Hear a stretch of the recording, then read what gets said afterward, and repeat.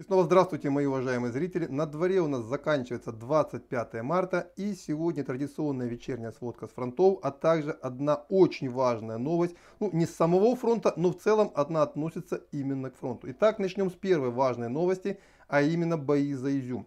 Вы знаете, уже сегодня на протяжении дня приходила информация о том, что ситуация для ВСУ в этом районе становится критической, а потом и катастрофической. Дело в том, что уже днем, когда вышла очередная сводка ВСУ, Генштаб ВСУ признал, что российские войска, отбив контрнаступление украинской армии, смогли выйти в тыл Каменской группировки и поставили ее под угрозу уничтожения. То есть, я так понимаю, либо была создана понтонная переправа, либо вплавь перешла техника. Российские войска вышли в тыл группировки в район Сухая Каменка, и таким образом она очутилась в оперативном окружении. Единственная дорога, которая ведет с Каменки на Славянск, была под огневым поражением. Я не знаю, какими потерями для ВСУ закончился выход из этого окружения, но уже вечером, буквально час назад, источник из офиса президента Зеленского сообщил, что ВСУ доложила, что украинская армия отступает от Изюма по направлению к Барвенково и Славянску. То есть сражение за Изюм полностью и окончательно проиграно. Проиграно украинскими вооруженными силами. Причем с учетом тех сил, которые были брошены на удержание и деблокаду данного города, потери для механизированных подразделений вооруженных сил Украины в этом регионе очень и очень большие. Я думаю, завтра-послезавтра мы увидим, насколько это скажется на оперативной обстановке на данном направлении.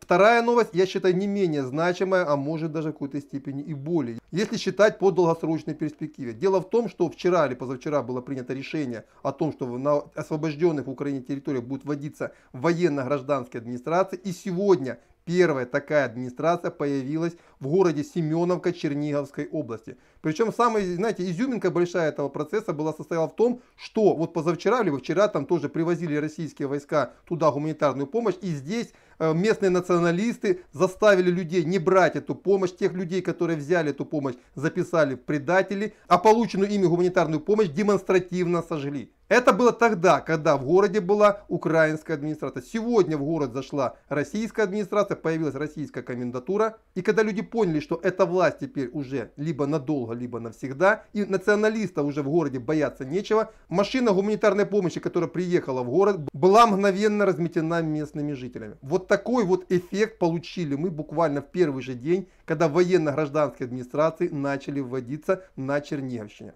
Причем по имеющейся у меня информации, это сегодня была только первая ласточка. Завтра, послезавтра мы увидим лавинообразный процесс создания таких администраций. Причем у нас в Сумской области, в тех районных центрах, где окопались так называемые отряды теробороны, они усиленно копают окопы, понимая, что сибирский пушной зверек приходит и по их душе. Причем, как это будет в случае, если действительно будет сопротивление оказано. Сегодня здесь был преподнесен наглядный пример на примере города Славутич, где вчера российское командование предъявило местной теробороне ультиматум, чтобы они сдали город, но они не согласились. И сегодня, на момент записи этого видео, у меня нет информации о том, что он зачищен, но думаю, что там проблем особо не должно было быть. И где-то примерно в 14-15 часов по Москве местный мэр кричал, что все, русские вошли, мы отбиваемся, жители не выходите на улицы, в городе идут бои. Не думаю, что там будет большое сопротивление, там небольшие силы были теробороны. И понятно, что по результату этой зачистки и в Славутиче будет создана военно-гражданская администрация. Причем, как показал пример Семеновки, местное население относится к этому более чем лояльно.